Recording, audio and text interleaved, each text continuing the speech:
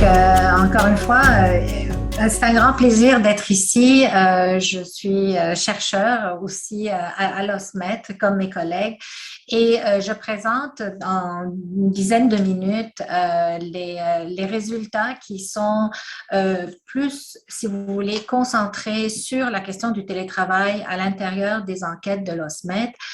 J'ai le plaisir de les présenter avec Victor Haynes, qui n'est pas avec nous, mais qui est aussi chercheur donc à l'OSMET, professeur à l'École de relations industrielles.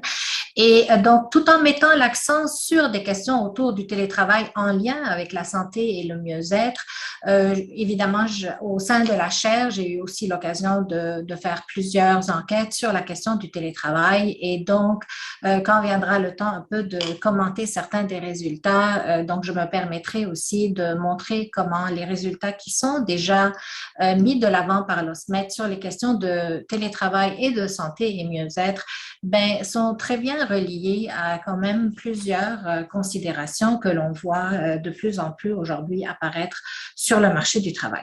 Donc, très rapidement, le menu du jour, c'est de passer à travers la définition du télétravail en comme 3 secondes et demie. Le paradoxe du télétravail, parce que aujourd'hui, il y a le camp pour le télétravail, contre le télétravail. On se situe où? Ben, on va se situer quelque part à un moment donné.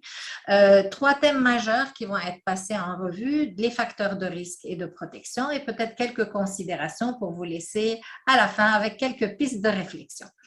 Donc, la définition du télétravail, écoutez, ça fait des années que le télétravail existe. Ça n'a jamais pris comme une façon, ça a été beaucoup utilisé comme une formule d'accommodement, de flexibilité au niveau de travail, d'aménagement. Cependant, je rappelle qu'au Québec, il n'y avait pas plus que 8% de la main-d'œuvre qui travaillait vraiment en télétravail de manière régulière, à peine 13% sur l'ensemble du Canada. Puis ces pourcentages n'évoluaient pas ni à la hauteur de la technologie qui était en train de beaucoup se développer et cette question aussi d'aménagement. Donc, on a eu la pandémie, puis il y a eu comme une rupture dans cette façon de voir le télétravail en faveur du télétravail puisqu'on l'a expérimenté pendant la pandémie et que ça a finalement bien fonctionné pour plusieurs. L'ajustement au télétravail, la question évidemment de la santé est une considération centrale à la question du télétravail parce que quand le télétravail a été introduit, c'était pour des questions de flexibilité, c'était pour des questions de mieux-être. Donc, c'est ça qui est intéressant, c'est de voir aujourd'hui évoluer finalement une manière d'organiser le travail, mais qui, à la base, devait évidemment amener des considérations intéressantes pour que les personnes se sentent mieux au travail. Évidemment, l'ajustement au télétravail tel que on l'a regardé, bien, évidemment, c'est les caractéristiques du poste, autonomie, c'est comment on est organisé au travail. C'est une question aussi de conditions. Est-ce qu'on est capable de travailler de chez soi? Est-ce qu'on a tout ce qu'il faut? Les profils, est-ce que hommes, femmes, plus scolarisés, moins scolarisés, plus jeunes, moins jeunes, comment est-ce qu'il s'ajuste au télétravail? Et évidemment, beaucoup l'employeur, qu'est-ce que l'employeur fait? Et évidemment, la question de stress que l'on vit selon nos charges également ben, influence beaucoup cette question d'ajustement. Et tout cela, évidemment, a été mis de l'avant, puis a été expérimenté pendant maintenant 20 mois, qui fait en sorte, évidemment, qu'on comprend beaucoup de choses mieux sur la question de télétravail. Puis, on a aussi à se positionner. Est-ce que c'est une voie d'avenir ou est-ce que non, on va rester, est-ce qu'on attend de revenir en arrière ou est-ce qu'il y a encore moyen de contourner cette réalité qui est le télétravail? Le télétravail a ses paradoxes et encore une fois, des personnes qui se positionnent pour ou contre, je pense que c'est un peu difficile. On entend, par exemple, les employeurs ne veulent pas du télétravail, les employés veulent du télétravail.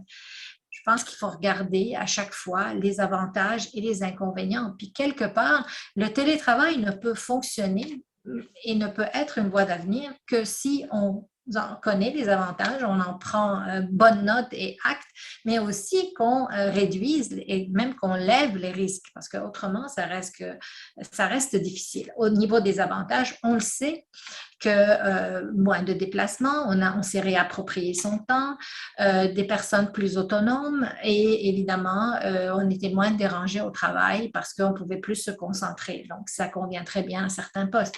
Par contre, l'isolement, ça a été la pièce maîtresse de tout ça, évidemment avec la pandémie encore plus difficile, mais il reste que tout télétravail amène sa dose d'isolement, remet des carrières en cause, toute la question de la visibilité, toute la question des réseaux, toute la question de pouvoir être là puis participer peut-être à des prises de décision. On est informé de ce qu'on veut bien nous informer, on n'est pas là pour savoir qu'est-ce qui est en train de se passer dans l'organisation. Le conflit travail-famille a été mis aux premières loges. Donc, en même temps, on s'est dit, c'est une belle occasion de le faire. D'un autre côté, ça a été aussi une question de est-ce que ce n'est pas en train de gruger beaucoup plus de notre temps, puis notamment des femmes qui pouvaient mettre un peu moins de temps aussi sur leur carrière parce que là, elles ont plus de facilité à pouvoir justement s'occuper de la famille et des pertes de repères, tout à fait. Ce qu'on a vu beaucoup, c'est que beaucoup plus d'intérêt au niveau et de facilité à garder le travail en équipe, mais beaucoup plus de difficultés à vraiment pouvoir communiquer avec le reste de l'organisation, comprendre des aspects peut-être plus stratégiques, parce que tant qu'on n'était pas conformé, c'était plus difficile de le faire. Donc, la grande question, c'est une fois, et maintenant qu'on est en train de quand même se sortir de la pandémie, qu'il est question de travail hybride, etc., comment est-ce qu'on est capable de miser sur ces avantages? Puis comment on est capable, par des pratiques, par un peu d'innovation, par une capacité de faire les choses autrement, de minimiser ces risques? Parce que clairement, si on regarde les études, on s'en va quand même vers un intérêt vers le télétravail. Et même aujourd'hui, 20 mois plus tard, on a encore, que ce soit Statistique Canada, que ce soit nos propres enquêtes, que ce soit dans tous les milieux où se font des enquêtes, vous avez au moins 80%, 75-80% des télétravailleurs qui veulent continuer à télétravailler. Et encore une fois, télétravailler, ça ne veut pas être à 100% du temps isolé chez soi, c'est d'avoir quand même une organisation où on puisse faire les deux. Alors, très rapidement, donc les trois thèmes majeurs, c'est là où on a retrouvé beaucoup de choses, c'est l'autonomie. Le relationnel, c'est la question de l'isolement. Et comme je le disais, donc le conflit travail et famille. Parmi les facteurs de risque, il y a évidemment des facteurs de protection. D'abord, les aspects positifs. Beaucoup plus de compétences ont été développées. L'autorité décisionnelle, les gestionnaires ont beaucoup évolué sur la question du télétravail. Beaucoup plus sceptiques au départ ont vu que ça pouvait fonctionner, le télétravail. Donc ça a été un apprentissage majeur. Comment aller chercher des soutiens de collègues, etc., une reconnaissance au travail, perspective de carrière. Et évidemment, là où il y a toujours eu, puis jusqu'à aujourd'hui, cette question d'équité, on en parle souvent. Comment est-ce qu'on va établir, surtout dans une plus grande organisation, une équité dans la manière de permettre ou de distribuer donc, des aménagements en télétravail? Sur les aspects négatifs, évidemment, il y a des risques plus élevés sur des questions de demande psychologique. On sait que les personnes ont travaillé plus en télétravail. Cependant, il faut faire la différence entre celles qui ont dit « j'ai fait mon travail, j'ai moins de stress pour quitter alors que ma journée n'est pas complète ». Ça, c'était un stress plus positif. Mais là où il y a l'aspect plus négatif, c'est de toutes les heures qui ont été récupérées sont consacrées juste à du travail où ça devient un peu hors contrôle et qu'on devient quand même dans des situations de surcharge énorme.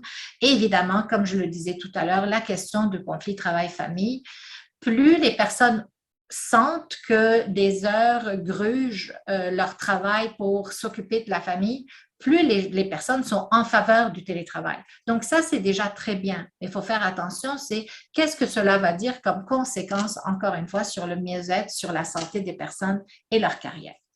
Alors, pour terminer, dans d'autres considérations, évidemment, le temps qui est passé à distance, on en fait quoi? La question de l'équité, oui, pour l'autonomie. Je rappelle cependant toujours que si depuis les années 80, notre travail ne fait que gagner en autonomie, mais notre travail gagne aussi en interdépendance parce que les équipes de travail ont été introduite. Et même si la personne est autonome dans sa capacité de faire son travail, mais elle dépend souvent de plusieurs membres d'équipe et donc il va falloir à un moment donné qu'il y ait une organisation qui se fait. Or, cette organisation est plus difficile selon aussi les études en télétravail et donc il va falloir s'y pencher. La question des personnes qui sont autonomes, généralement, c'est source d'une grande satisfaction. Est-ce qu'on peut relier le télétravail à la satisfaction directement? Je vous dirais que il faut en mitiger les risques pour qu'on puisse le relier à la satisfaction. Sinon, à long terme, il risque d'avoir des effets pervers. C'est une forme de flexibilité qui est intéressante, sauf qu'il va falloir la considérer pas seulement comme une flexibilité en aménagement du temps de travail, mais aussi comme une flexibilité dans les systèmes d'emploi. Et évidemment, les attentes de l'employeur, surtout par rapport à des contrôles de performance et autres, sont directement liées à des questions de qualité de vie, sont directement liées à des questions de bien-être et donc doivent être bien considérées. Je terminerai juste en disant que si vous avez bien suivi tous les travaux de la COP26, vous savez très bien qu'il y a maintenant un genre de standard board qui regarde les questions d'économie durable et que dans l'économie durable, toutes les organisations doivent se soucier des questions de qualité puis de bien-être. Dans le télétravail, il y a déjà un positionnement qui est intéressant. Il va falloir vraiment se pencher de manière beaucoup plus sérieuse sur la question, revoir les systèmes d'emploi, puis considérer son avenir. Je pense que déjà dans ces résultats, il y a des pistes de solutions qui seraient intéressantes à prendre plus loin. Alors, merci.